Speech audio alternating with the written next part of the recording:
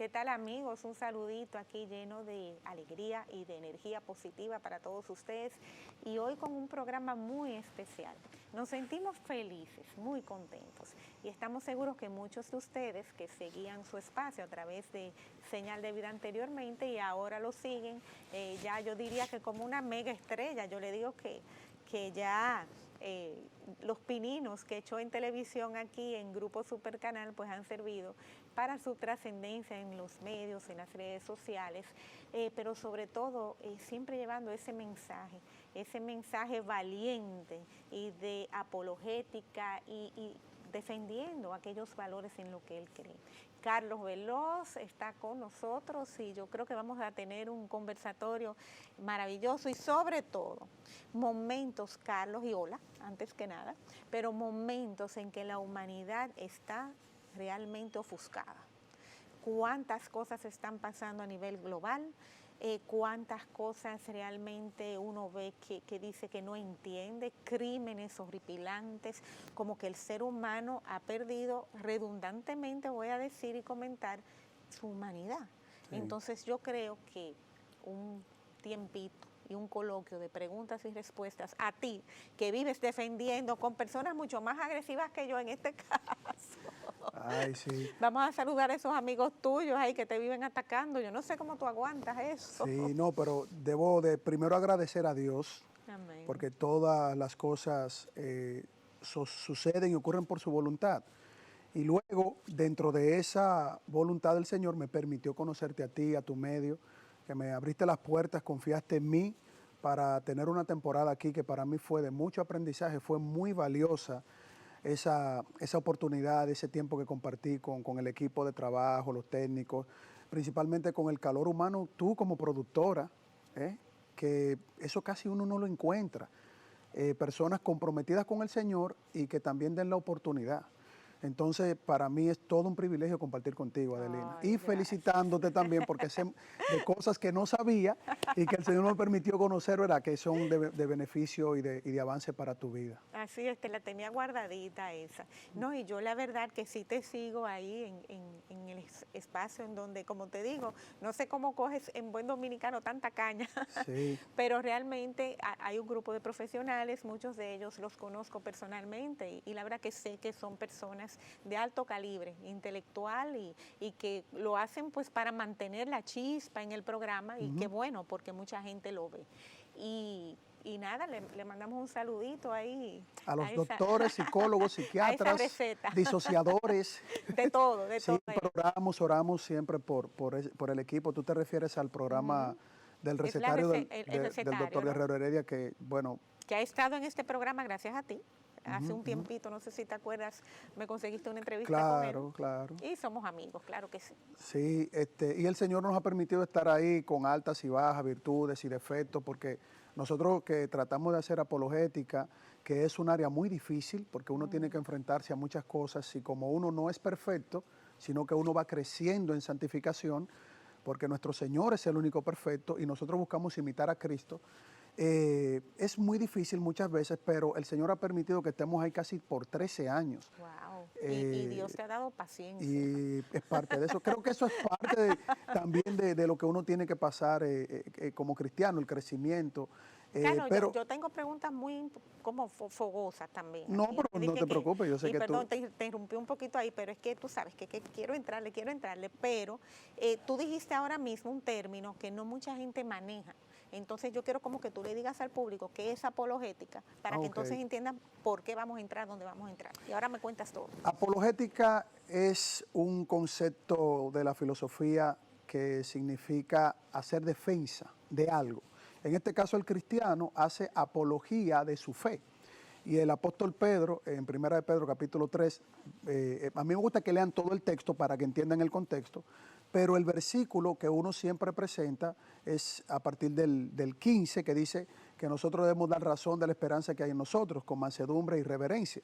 Pero hay un texto que a mí me gusta también como hacer una conexión armónica, que es contender ardientemente por la fe. Yo recuerdo una predicación de mi pastor Tomás Martínez, que me llegó mucho, que él decía que un cristiano que no se siente indignado cuando ofenden al Señor Jesucristo, cuando se burlan de él, cuando se burlan del Evangelio, si no hay un sentido de indignación en un cristiano, entonces es porque realmente todavía no ha conocido amar al Señor. Uno tiene que amar a Dios sobre todas las cosas y amar obviamente al prójimo como a uno mismo, pero si uno no ama al Señor como realmente uno tiene que verlo a Él, nuestro Salvador, que murió, resucitó, sufrió muchísimo, lloró, y aún con todo el daño que le hacían, para Él salvar a los que van a creer en Él por gracia, por medio de la fe, aún así, Él decía, Padre, perdónalos, porque no saben lo que hacen. Entonces, en mi caso muy particular, Adelina, yo me siento muchas veces, y es quizá porque yo tengo ese calor y ese contacto constante en la apologética, porque los medios me invitan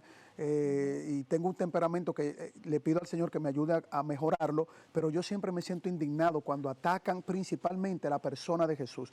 No tienen temor de Dios, no hay como un ápice de tener como ese cariño al Señor, como de tener empatía por lo que hizo Cristo. Y ahora mismo, en muchos casos, el evangelio, el cristianismo, se está yendo más hacia el show, a lo mediático, a que eso está de moda y no ver realmente el sentido de lo que significa ser cristiano.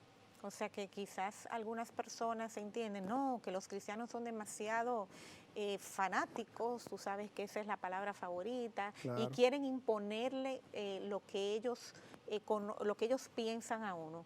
Entonces, eso va contrario a lo que me estás diciendo. O sea, tú estás haciendo lo que haces como una defensa. Pero si tú eres cristiano y ya tú eres salvo y ya tú conoces al Señor y la gente no quiere, pues no te quiere hacer caso, te quieren atacar, como lo hacen ferozmente, debo no solo decir. a mí, a todo lo que está alrededor mío. Entonces, ¿por qué tú lo haces?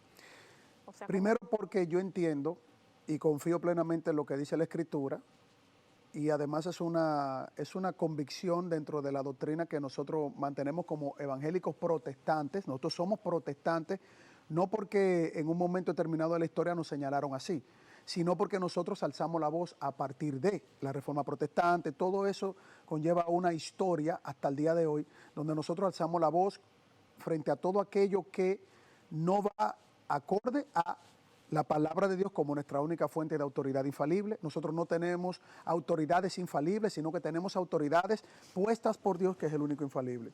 Segundo, nosotros somos salvos por la gracia de Dios. Nosotros no somos salvos por obras que hagamos, aunque las obras son necesarias porque es el producto del Espíritu Santo en nosotros, pero no por nuestras obras y nuestras fuerzas, es por la gracia de Dios, es un regalo. Hay denominaciones cristianas que van muy en contra de lo que estás diciendo. Yo creo que abundes un poquito. Claro, pues claro, porque existe esa visión de que nosotros tenemos que hacer cosas para sumarles a lo que Cristo hizo en la obra, en la cruz del Calvario, en su obra redentora.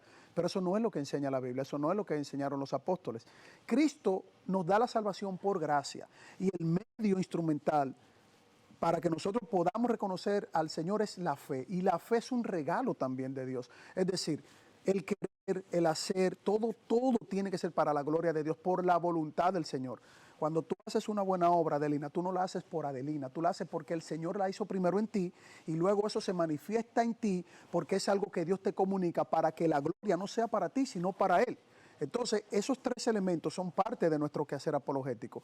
Solamente debemos tener a Cristo como el centro del Evangelio, la predicación, su obra. Todo tiene que ser centralizado en Él, no en el hombre, no en cosas periféricas, ni siquiera en cosas que participaron en un momento determinado para la expansión del Evangelio, como los apóstoles, los profetas, la madre del Señor en su momento, José participando también para proteger a la familia, pero la gloria ni la representación del Evangelio es ni siquiera a través de ellos, es únicamente a Cristo. El Evangelio, la salvación es cristocéntrica desde Génesis hasta Apocalipsis. Entonces yo defiendo esa parte. Y cerramos entonces con darle únicamente la gloria a Dios. Y la gloria a Dios en su plenitud, al Padre, al Hijo y al Espíritu Santo. Entonces esos 5 puntos para mí son los 5 puntos centrales de nuestra cosmovisión, de nuestra participación como pueblo del Señor. Nosotros somos protestantes, tenemos que seguir protestando hasta que el Señor venga o hasta que nuestro último aliento de vida sea dedicándoselo a Él y luego reencontrarnos con Él o descansar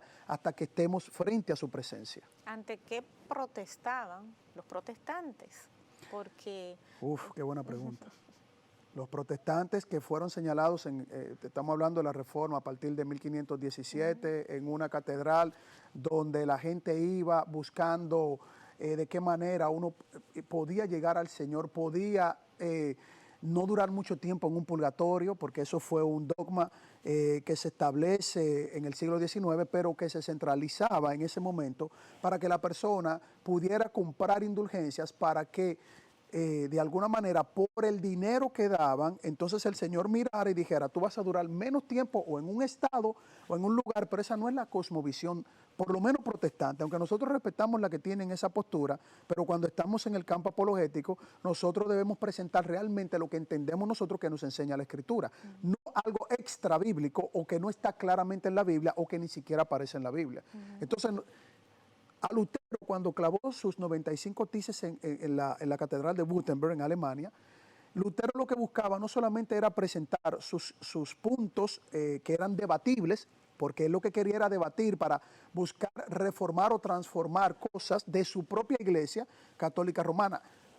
¿Qué recibió él? Bueno, recibió una serie de persecución, una serie de amenazas a favor del clero de ese momento, y Lutero, que no quería abandonar su iglesia, lo que sucedió fue el inicio de todo un movimiento que vendría después hasta el día de hoy, donde esos primeros reformadores establecieron que la palabra de Dios debe de ser la única juez y fuente donde nosotros debemos mostrar o buscar las respuestas para nosotros poder enfrentar cualquier cosa que se establezca como dogma o como doctrina. Entonces, hasta el día de hoy, los 5 puntos que yo te presenté, Adelina, son centrales en el mundo evangélico y en el mundo protestante. Ya luego vendrán distintas interpretaciones, cosas que pudieran ser periféricas o secundarias, pero ahí está la base realmente de recuperar nuevamente lo que establecieron los apóstoles en un momento cuando Cristo dijo que enviaba al Espíritu Santo, el Padre y el Hijo enviando al Espíritu Santo para recordarnos todas las cosas que el Señor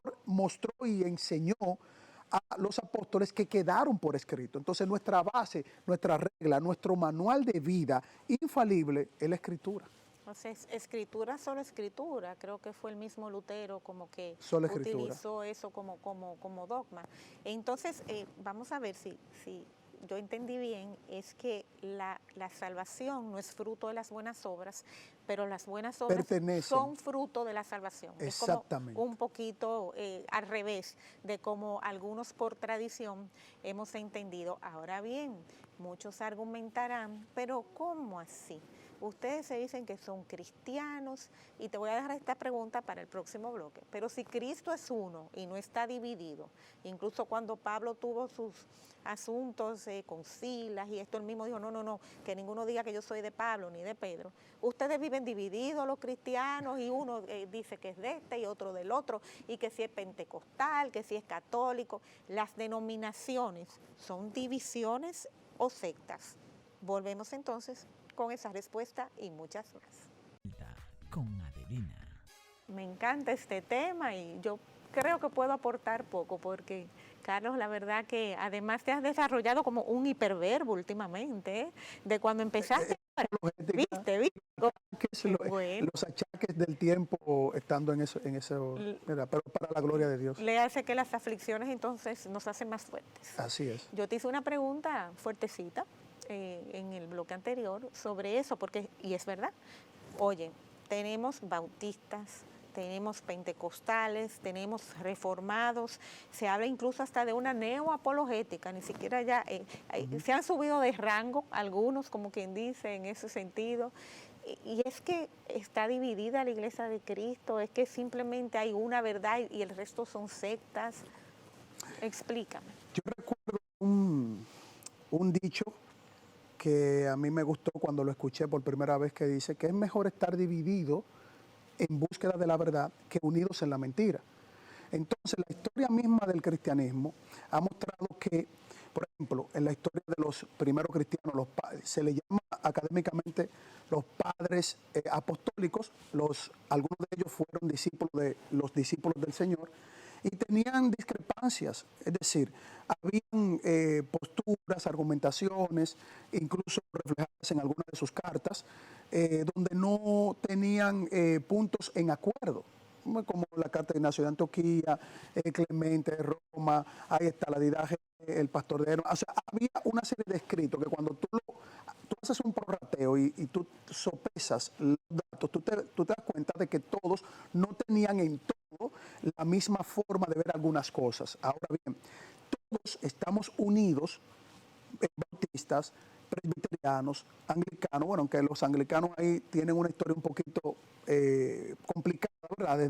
Desde sus inicios con el rey de ese momento, y bueno, que quería casarse, quería divorciarse y casarse porque era católico romano, y pasaron una serie de cosas ahí, pero también luteranos, etcétera, etcétera. Es decir, la línea histórica dura de la Reforma siempre tienen los mismos puntos centralizados, que Cristo es el centro del Evangelio y que todo estudio bíblico tiene que ser fundamentado en la centralidad de Cristo. O sea, ahí todos estamos unidos.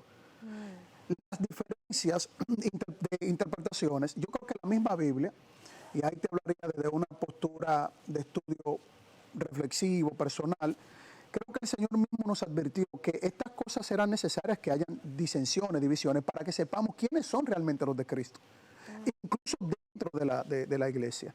Incluso ¿Y qué evidenciaría que alguien no es de Cristo? Porque son personas que proclaman la verdad. Esta pregunta va a parecer rarísima, piénsala bien. Son muy buenas.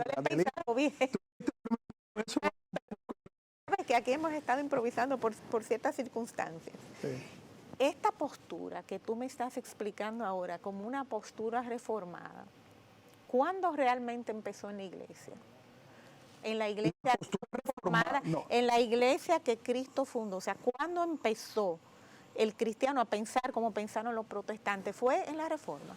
El desarrollo teológico y sistematizado de la Reforma comienza con los reformadores. La iglesia primitiva no pensaba igual que los reformadores. No. La línea sistematizada para el estudio comienza con los reformadores, pero los reformadores lo establecen retomando los apóstoles, volviendo a la esencia apostólica. Es decir, Cristo murió por nosotros. ¿Por qué lo hizo? Por gracia. ¿Por qué tenemos que hacer obras? ¿Tenemos que hacer obras para nosotros tener salvación, o nosotros hacemos obras o reconocemos porque ya fuimos salvos por la única obra que es que nos da la salvación? Bueno, los reformadores retoman eso. ¿Nosotros somos salvos por gracia o hay una gracia que tiene que ser colaborativa? Es decir, yo tengo que colaborarle a Dios, yo tengo algo en mi bolsillo o en mi economía para yo darle al Todopoderoso lo que el Todopoderoso no terminó en la cruz del Calvario. No, eso no me enseña la Biblia.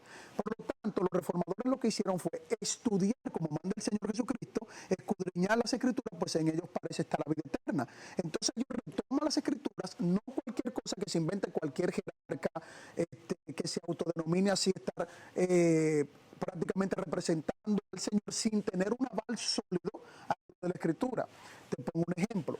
Hubo un papa en un momento determinado que se atrevió a decir en una bula, la bula Unam Santa del Papa Bonifacio VIII, en su momento, que fuera de él como máximo pontífice no podía haber salvación.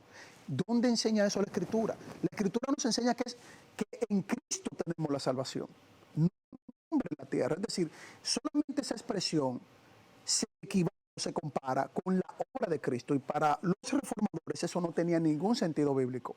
Tu pregunta es buena, ¿por qué? Porque así ayuda a la persona a entender cómo es que nosotros tenemos una historia vinculante a los apóstoles y a los profetas.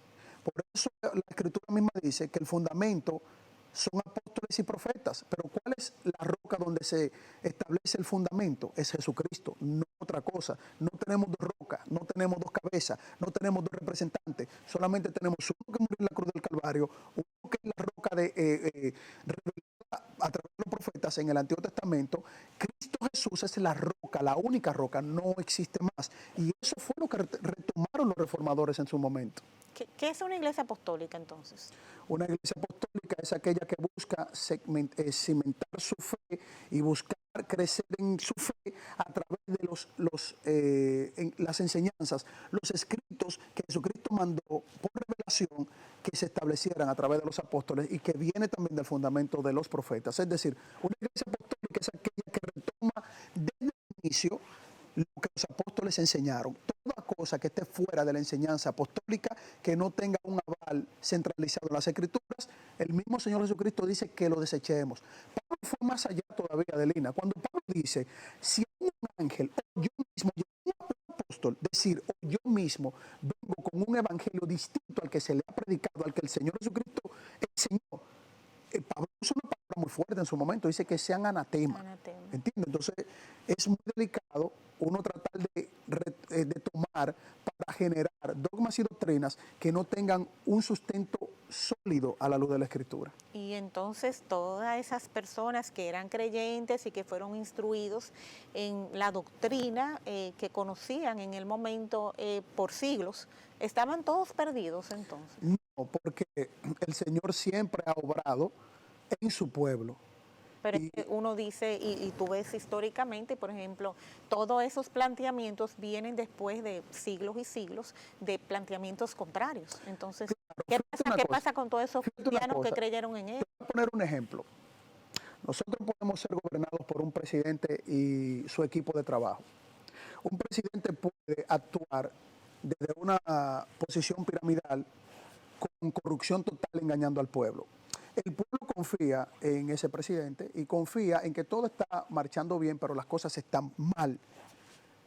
¿Qué pasa? ¿Es culpable el pueblo de eso? No, no es culpable el pueblo. Pero si lo extrapolamos al Señor, el Señor que está por encima de toda la corrupción humana y de todos los engaños de presidentes, de jerarcas, de pastores, de papas, de sacerdotes, de apologistas, de cualquiera que aparezca, el Señor siempre prevalecerá su promesa y siempre protegerá a su remanente fiel. Hay un remanente en todo lugar, en todo tiempo, en todo momento, y ese remanente fiel al Señor, aún esté bajo algún tipo de enseñanza equivocada, que lo estén engañando, el Espíritu Santo siempre lo va a llevar a la verdad, porque el trabajo lo hace el Espíritu Santo. Entonces, yo te pudiera hablar de manera general, no te pudiera hablar de manera muy específica, porque ni tú ni yo, ni ningún estadista, que yo soy estadístico, ni ningún estadista te va a dar a ti un número exacto de cuáles fueron que se perdieron y cuáles se salvaron, porque uno lo que tiene que confiar en lo que dice la Escritura. Dios va a prevalecer y permanecer. La iglesia, frente a las puertas del infierno, del Hades, el infierno, el Hades, no va a prevalecer contra ella. Y la iglesia es cada persona guiada por el Espíritu Santo que en su momento se congrega para compartir el pan y el vino, alabar al Señor, escuchar la palabra del Señor, y entonces el Espíritu Santo va a actuar y va a obrar con los que son suyos, Adelina, porque cuando el Espíritu Santo sella, porque eso es lo que dice la Escritura, que nosotros tenemos paz para con Dios por medio de la fe, y el Espíritu Santo te sella, y ese sellado es inquebrantable. Y te dirá todas las cosas, ¿no? Exactamente. Tú sabes que al hablar de esto me viene a la mente, pues cuando el Señor le dice a Ezequiel, le dice, bueno, si yo te digo que digas esto, y tú no lo dices, entonces la sangre de estas personas será sobre ti, pero si tú lo dices y ellos no te hacen caso, entonces la sangre es de ellos. Esa es la fórmula. Y no está sobre ti. Entonces ahí como que entendí, claro, como que realmente quizás el liderazgo lleva mucho más peso y carga de responsabilidad. Toda la responsabilidad. De conocer, y uno será juzgado conforme a la luz que ha recibido. Ahora bien, yo creo que hoy en día ya no hay esa persecución de cristianos a cristianos o de personas que profesan el cristianismo. Nunca ha habido una persecución de cristianos a cristianos. Bueno, siempre ha habido persecución de los que son del padre de la mentira contra los cristianos. Pero y esa persecución nunca terminaba. Entendían quizás que lo estaban haciendo defendiendo su fe, eso es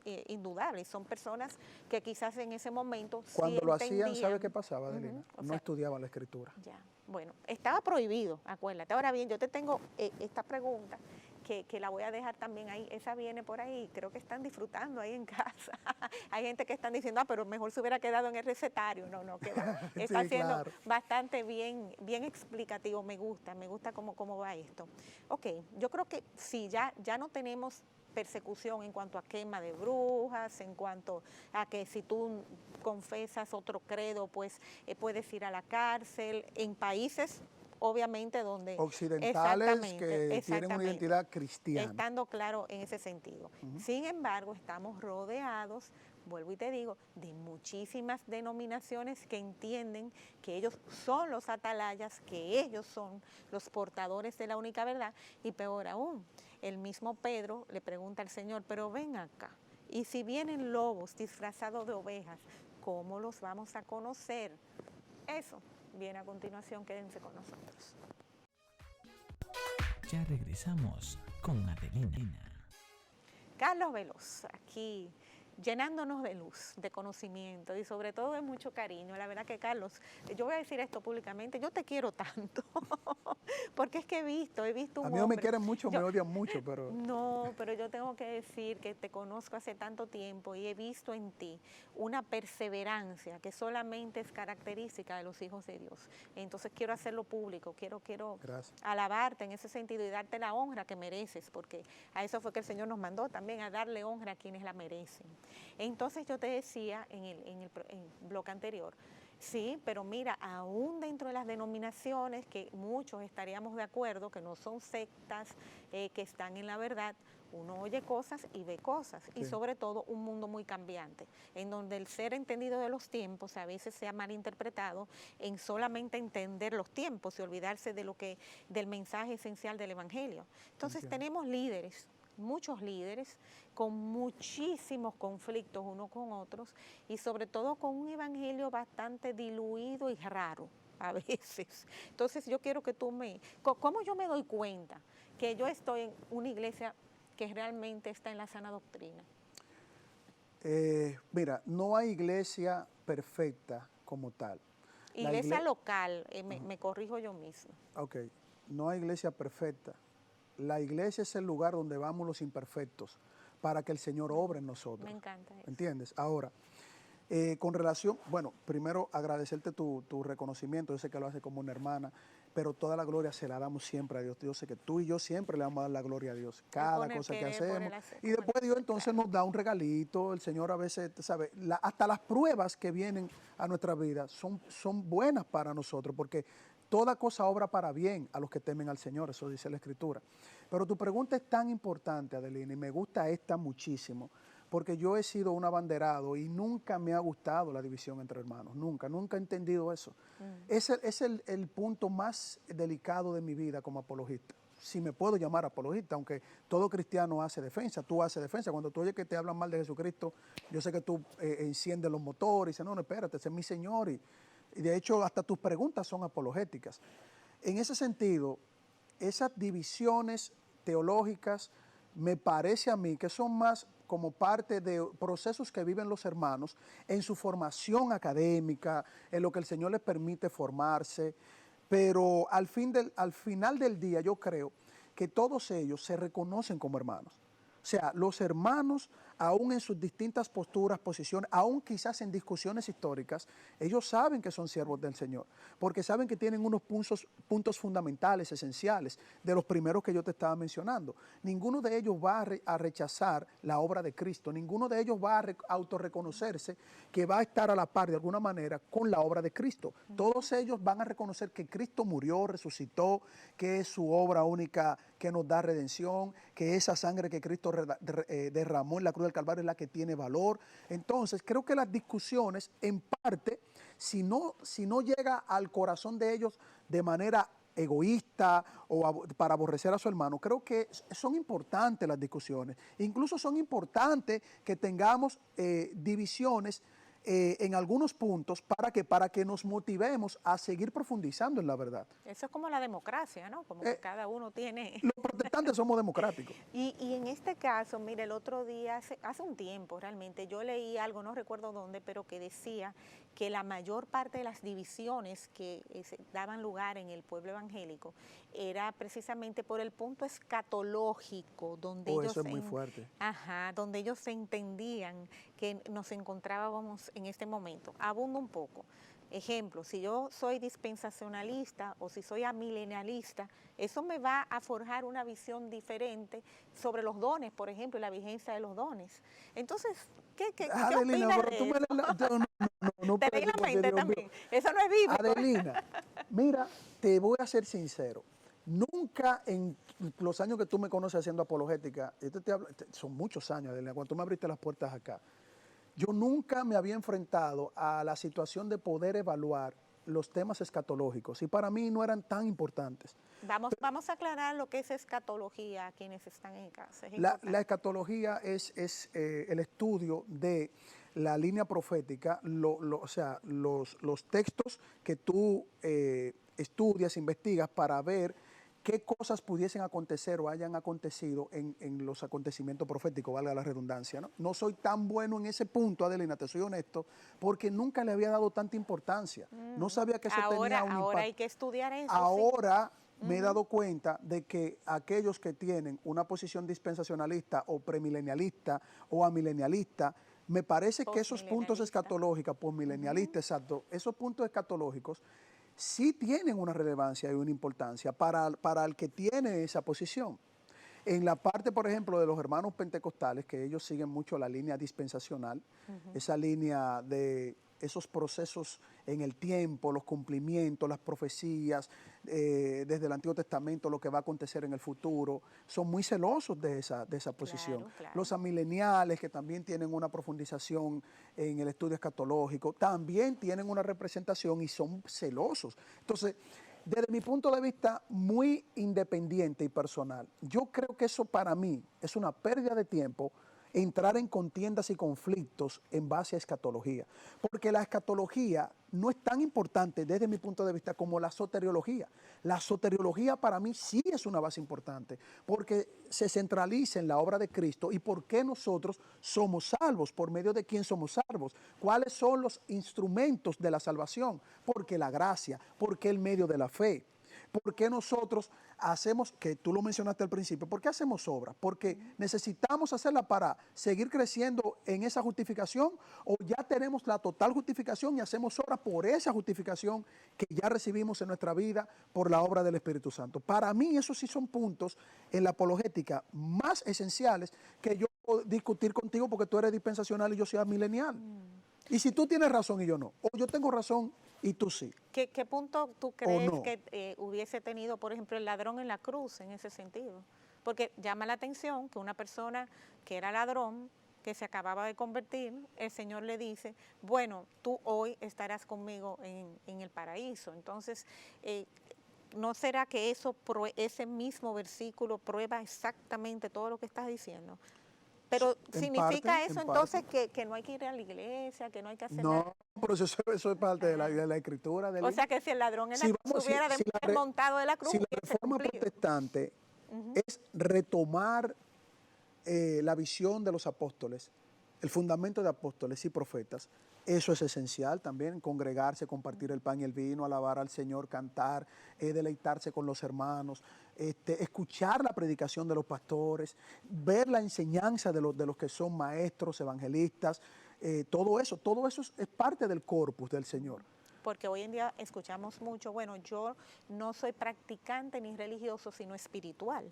Entonces ahí tú te quedas como, bueno, ok, pero... Es una mesa faltándole una pata, entonces. Mira, Carlos, hay algo que está pasando. Tú entraste en los medios, yo también tengo más de 20 años en medios. Sí. Y realmente quizás desde mi punto, ya más desde el punto de vista secular, aunque siempre he sido clara en mis posiciones. Entonces, la preguntita que te tengo para el próximo bloque es...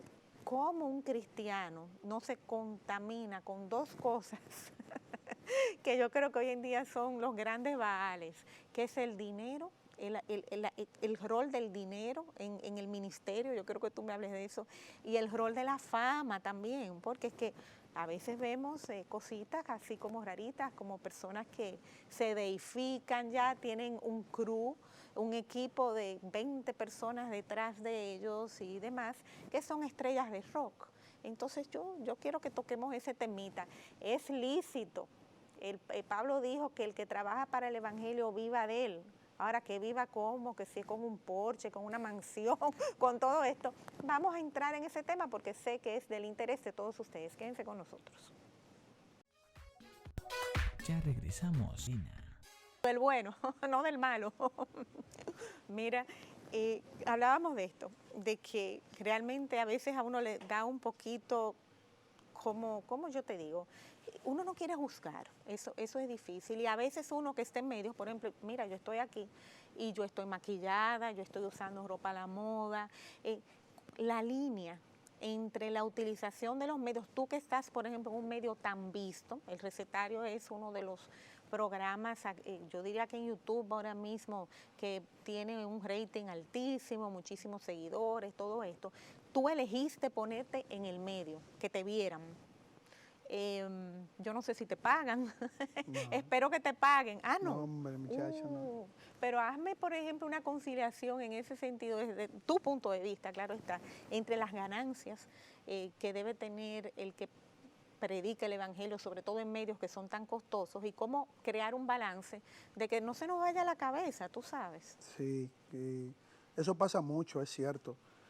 Hay una línea muy fina entre lo que Dios te manda hacer y luego lo que tú quieres hacer que Dios no te manda hacer.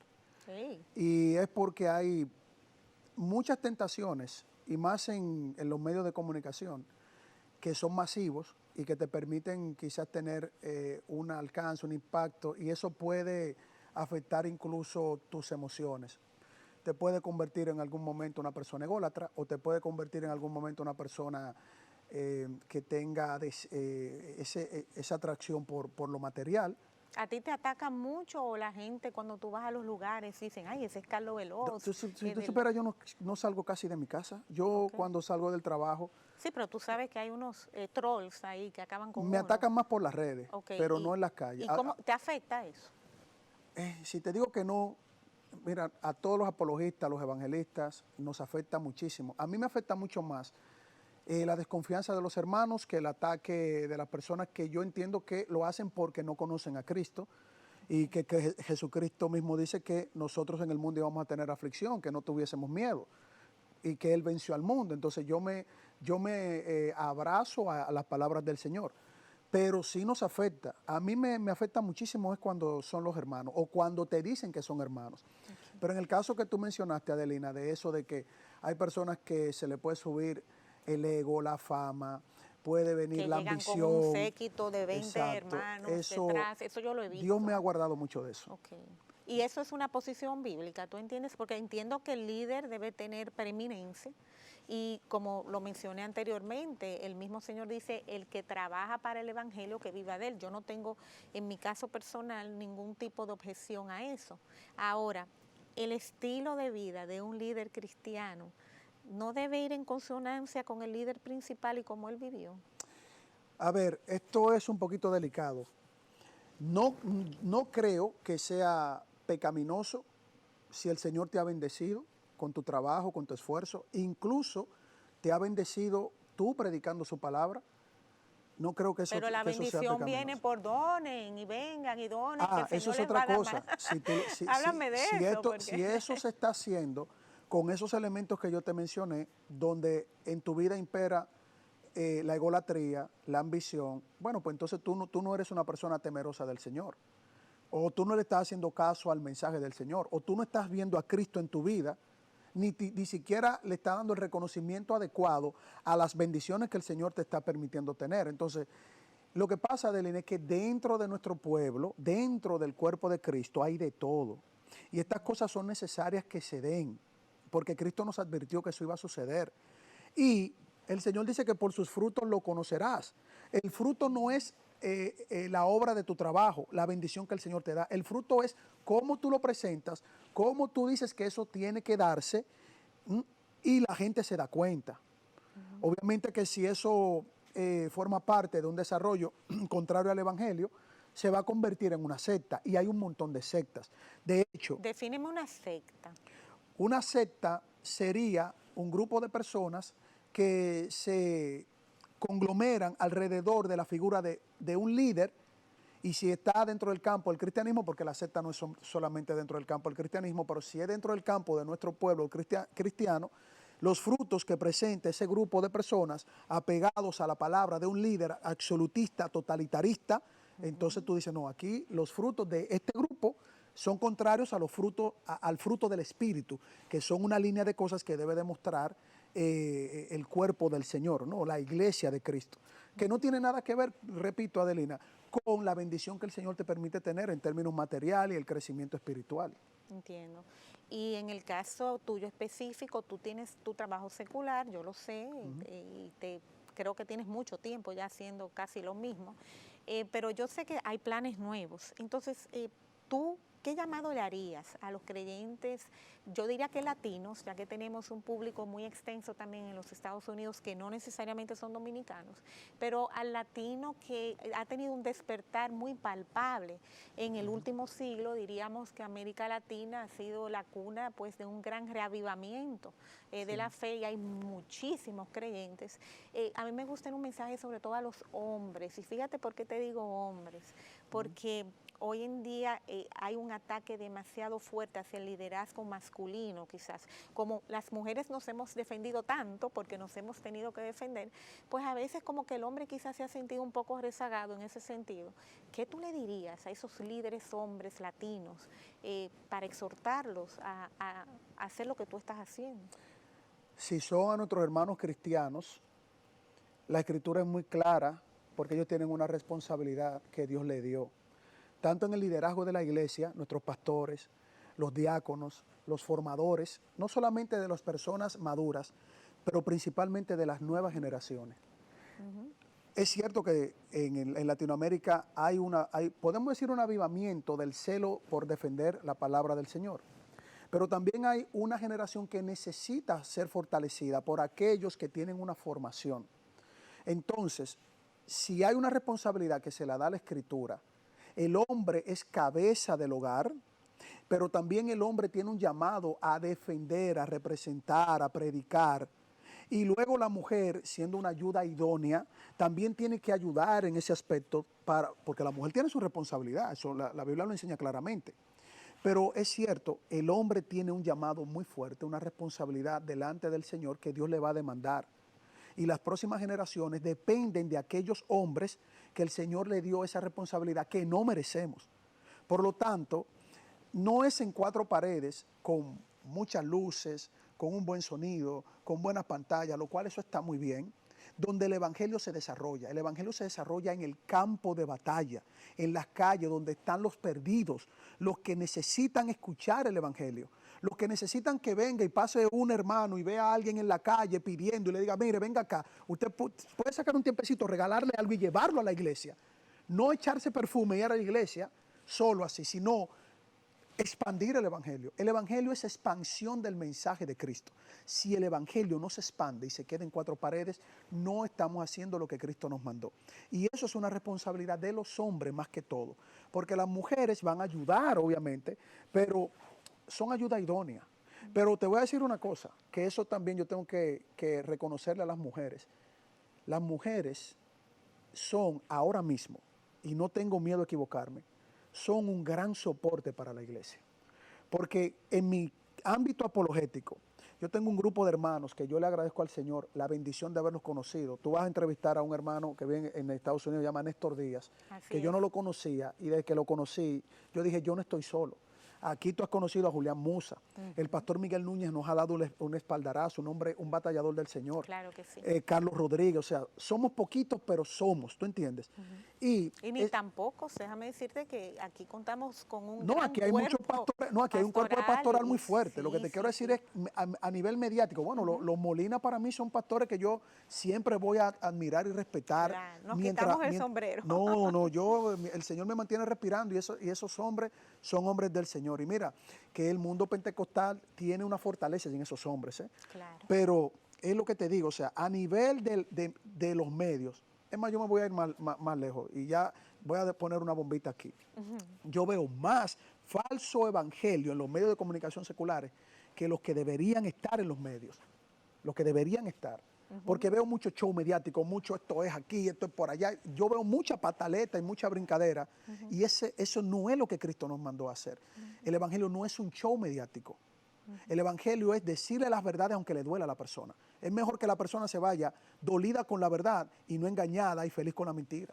Claro. Entonces, yo estoy totalmente de acuerdo porque sé el sentido de tu pregunta. Los hombres, mi consejo es que tienen que, dentro de este avivamiento en Latinoamérica y principalmente en República Dominicana, tienen que salir los pastores que están formados, los apologistas que se forman en institutos, en academias, en seminarios. No dejarle todo a 2 o 3 o 5 en los medios de comunicación para que lo que vea República Dominicana sea quizás un tipo de burla a un evangelio que no es el de Cristo, Adelina. Y a mí eso, como apologista, me duele mucho aquí en mi país. Entiendo. Bueno, pues nos unimos a esa petición y la verdad que yo solamente le podría agregar que debemos recordar que el Evangelio también es lo que dice su nombre, Evangelium, buenas noticias, y que si bien puede redarguirte de pecado y hacerte sentir en un momento, bueno, pero yo como que no ando por el camino correcto, es una buena noticia, porque Amén. Es una noticia de amor, es una noticia de redención, es una noticia de salvación y de vida eterna. Entonces, creo que también por ahí, y de justicia y juicio del Señor. Así mismo es. Así es. Bueno, Carlos, vamos a mandarle una vez más ese saludito. Yo le voy a, hay un señor que se llama Eladio. Yo voy a traer Eladio aquí. ¿Por qué me lo menciona? Lo voy a sentar ahí. No, es que yo creo que eso es lo que yo quiero, que tú me traigas a ese señor, a ver si él se atreve. Oye. No, yo te lo mando. No, él sabe que con cariño, es con cariño. Gracias, Carlos, de verdad que sí. Y vamos a invitar a quienes disfrutaron este espacio, entonces, a esa entrevista con el pastor Díaz, ¿no? Néstor Díaz, Néstor Díaz, que estará con nosotros en el próximo programa, porque esto es como parte de una serie de apologética. El mundo lo necesita, ustedes lo necesitan, y con él la cosa pues se va a poner todavía así, como la temperatura sigue subiendo, pero hay que hacerlo. Sí. Carlos, gracias. Me encantó esta entrevista. Me acuerdo de aquí cuando venimos acá. Wow, sí. Hace 12 años, Carlos, sí, arrancamos. Sí. Y vienen nuevos comienzos también, hasta estrenamos logo nuevo, luego le contamos. Gracias, señores. Un beso grande y lo mejor que podemos desearle en el día de hoy es que su Creador les bendiga.